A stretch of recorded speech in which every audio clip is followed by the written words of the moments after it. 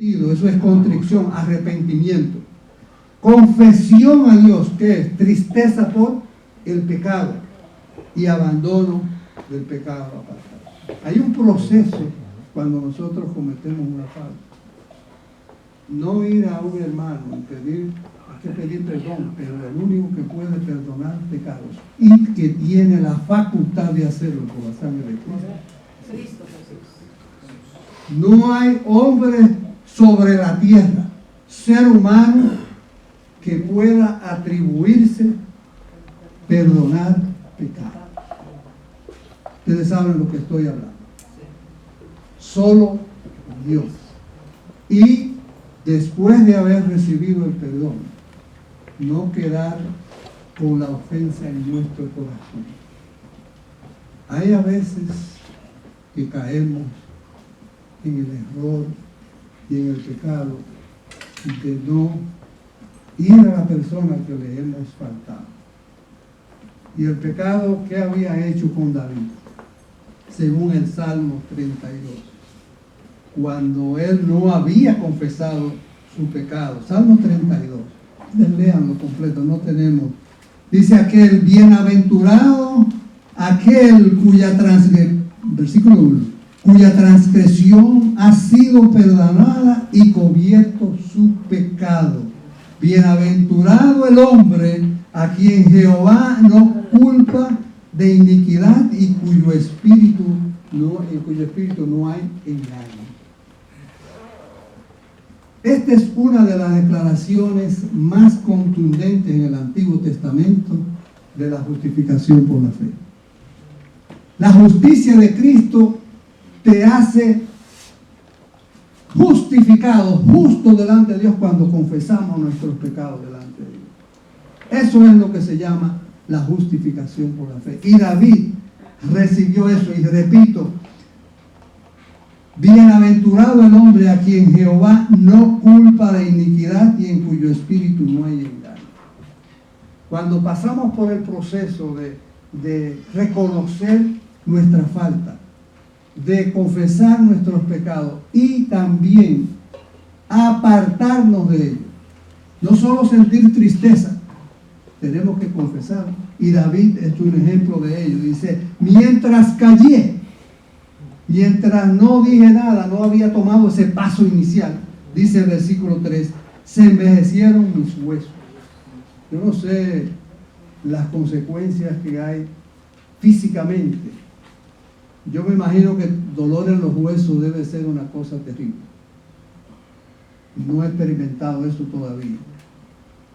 Se envejecieron mis huesos en mi gemir un día, dice, todo el día. O sea, David experimentó las consecuencias de su mal proceder.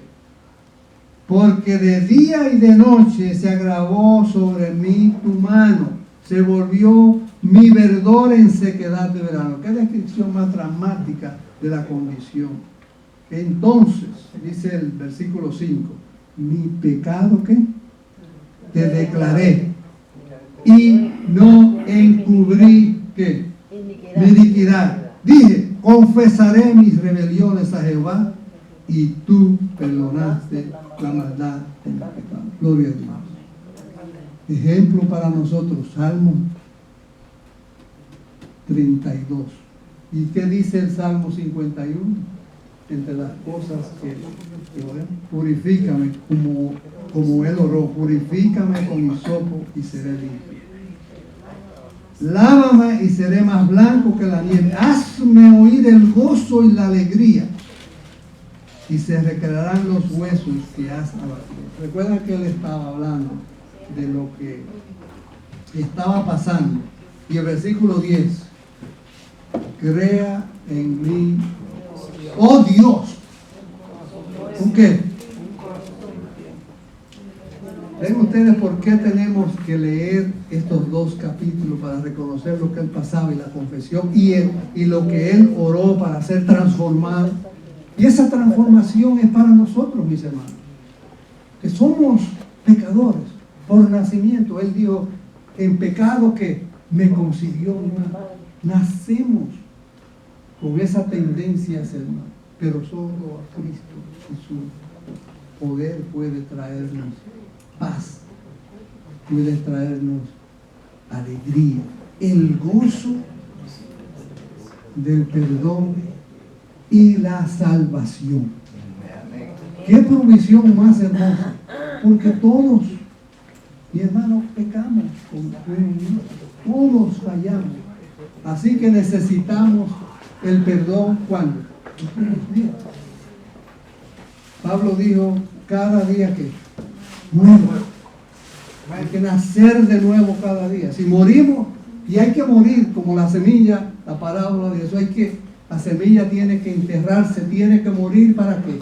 Para que venga una nueva creación. Y eso hizo David. Murió después de haber confesado, después de haber tenido remordimiento y de apartarse. Y entonces pudo orar: crea en mí, oh Dios, un corazón limpio. Renueva un espíritu que recto delante de mí. Bienaventurados los de limpio corazón, dijo el Señor Jesús. No me eches delante de ¿qué? ¿Y qué más?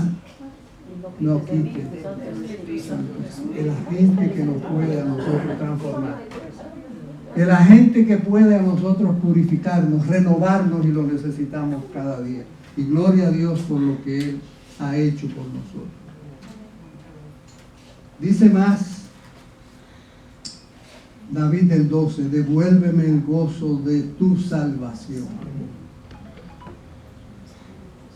y el espíritu noble me sustente. Entonces enseñaré a los transgresores tus caminos. Podía entonces, con el gozo del perdón y la salvación, comunicarle a otro la experiencia que él había tenido. Decirle a otro, como el gadareno que quería ir con Jesús y fue librado de una legión. Yo no puedo entender como una legión cuánto es 6,000 demonios metidos en una persona. Jesús lo liberó y él quería estar con Jesús. Sin embargo, ¿qué le dijo Jesús? Ese es otro sermón. Ve y cuenta a los tuyos lo que ha hecho el Señor por ti y cómo ha tenido de ti misericordia. Cuando David comprendió la piedad de Dios, entendió la misericordia de Dios, el perdón de Dios, él pudo decir: entonces, después de haber sentido el gozo y la alegría de la salvación y del perdón, comunicarle a otros lo que Dios había hecho por él. Si usted ha sentido el gozo de la salvación y el cambio de antes y ahora, la nueva vida, cuéntele a otros también lo que Dios ha hecho por usted. Amén. Amén. No podemos callar lo que Dios ha hecho en nuestra vida. Y quiero decirles, como un adelanto para el sermón del endemoniado, él se fue por la región de Decápolis. ¿Qué era Decápolis? 10 ciudades. 10 ciudades. Eso está en Marcos, por lo menos este relato, Marcos 5, del 1 al 20. Y Jesús le dijo: ve y cuenta. Jesús volvió, léalo en el capítulo de Marcos 8. Volvió a Decápolis. ¿Y qué encontró allí? 4,000 personas, sin contar los niños. ¿Y qué pasó? Lo alimentó. ¿De quién era ese resultado? Yo no he escuchado ningún sermón, pero si alguien me muestra lo contrario, fue ese hombre que Dios le dijo: ve y cuéntale. No había otro. No había otro. Eran unos individuos mezclados, judíos y mezclados con otras personas que no eran de la raza judía. ¿Y qué era lo que tenían? ¿El negocio cuál era? ¿Criar qué? Puerco. Y por eso echaron a Jesús cuando él fue. Vete. Porque le echó a... ¿Cuántos eran los puercos que fueron solo en esa ocasión? 2,000. El negocio. Ese era el negocio de ellos. Sin embargo, Jesús volvió y dejó un misionero allí, porque había experimentado haber estado con Jesús. Y Jesús lo había librado no de un demonio, sino de 6,000 demonios. Era la Cristo Profecía lo describe como como eso, no era un ser humano, estaba herido, tenía desformado, la gente le tenía miedo. ¿Y dónde vivía? En los sepulcros, en el cementerio. La gente le tenía miedo y cuando lo vieron en su justo juicio cabal, dice la palabra de Dios, pudieron dar el testimonio. Y él contó a otros el gozo del perdón y la salvación. Mis hermanos, ya el tiempo se ha acabado, así que tenemos un resumen de lo... ¿Ah? 5 por 2, 10. Son 10 más, 10 dedos. Muy bien.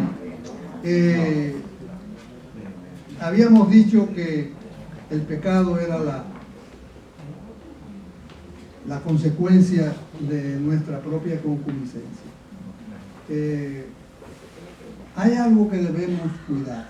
Ya estoy en la última parte, para no decir aquí. Somos todos pecadores de nacimiento. Y estamos enemistados con Dios. Tenemos una naturaleza pecaminosa y propensa al pecado. El pecado no es solamente un acto, es también un estado, como dijimos, como nacer. Marca nuestro ser, nuestros pensamientos, nuestras palabras y nuestras acciones. Yo no sé cuántos de ustedes han escuchado las palabras, la frase de muchas de ellas. Yo una vez mencioné una aquí, basado en un sermón,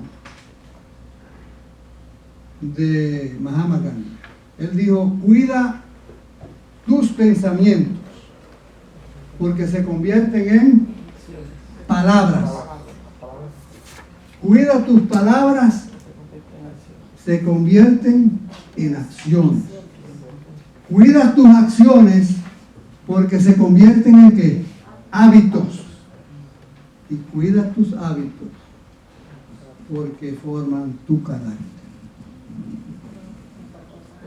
¿Dónde comenzó el problema de David? De ahí comenzó, como dicen algunos, a pensar, a lujurar, y cometió un pecado tras otro. Uno, así enreda el pecado, nos enreda, nos ata, nos encadena, pero solo Cristo puede romper esas cadenas. Si Cristo está en nuestro corazón, en nuestra mente, vamos a controlar nuestros pensamientos, cuidaremos nuestras palabras, nuestras acciones y los hábitos, porque somos personas de hábitos. Y el carácter, nos dice el Espíritu Profecía, que es lo único que... Ven ustedes, el pensamiento, las emociones, debemos cuidarlas con mucho cuidado. Necesitamos el socorro del poder de Dios. Bienaventurado aquel cuya transgresión ha sido perdonada y cubierto su pecado.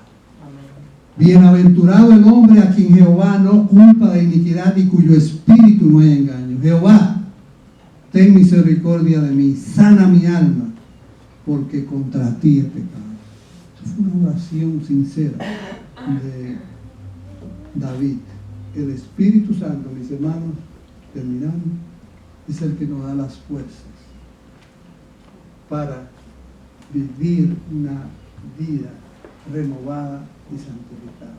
Y por eso debemos orar con ahínco, para que el Espíritu Santo pueda restaurarnos y producir en nosotros los frutos de obediencia a la voluntad de Dios. Purifícame con hisopo y seré limpio. Lávame y seré más blanco que la nieve. El proceso de purificación que David implora es una figura de lo que la sangre de Cristo puede hacer por nosotros. Por eso dio su vida por cada uno de nosotros y dijo: crea en mí, oh Dios, un corazón nuevo. Y hablando de los pecados, para que ustedes tengan una idea, En Miqueas nos dice, no tengo el tiempo de leer todo el versículo, que Dios echará en lo profundo del mar todos nuestros pecados. ¿No es una linda promesa?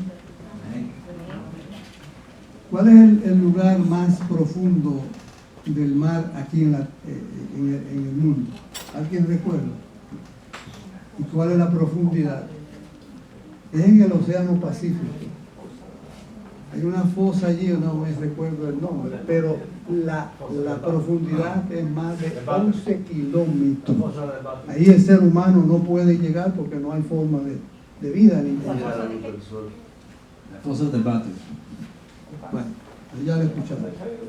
Yo la tenía por ahí, pero la memoria de más de 40 años no me allí nadie puede llegar. Cuando Dios echa, para que entendamos dónde es que Dios echa nuestras faltas, y dice que no lo va a recordar. En lo más profundo del mar. Del mar. Y ese es el lugar para que tener una idea de lo que Dios significa.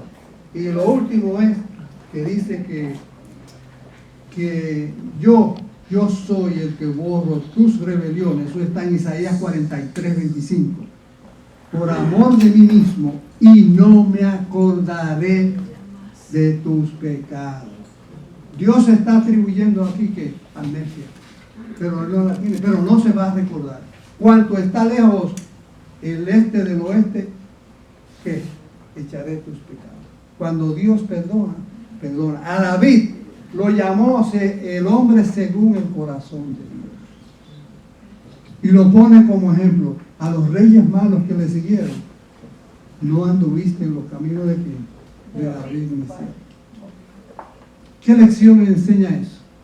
Que Dios cuando perdona, perdona. Pero a veces nosotros perdonamos, pero no olvidamos. Pero no podemos olvidar. Pero Dios sí olvida. Ahí tenemos la promesa en lo que le mencioné de Zacarías 43. No me acordaré de tus pecados. Agradezcamos a Dios por su amor, por su amor constante, la misericordia, la piedad y la clemencia que Dios tiene para cada uno de nosotros. Yo quisiera orar antes de terminar para que el Señor nos dé Pastor, vamos a cantar el himno. No vamos a cantar el himno primero. ¿Okay? Himno 289, vamos a ponernos de pie y después tiene la oración final. Okay.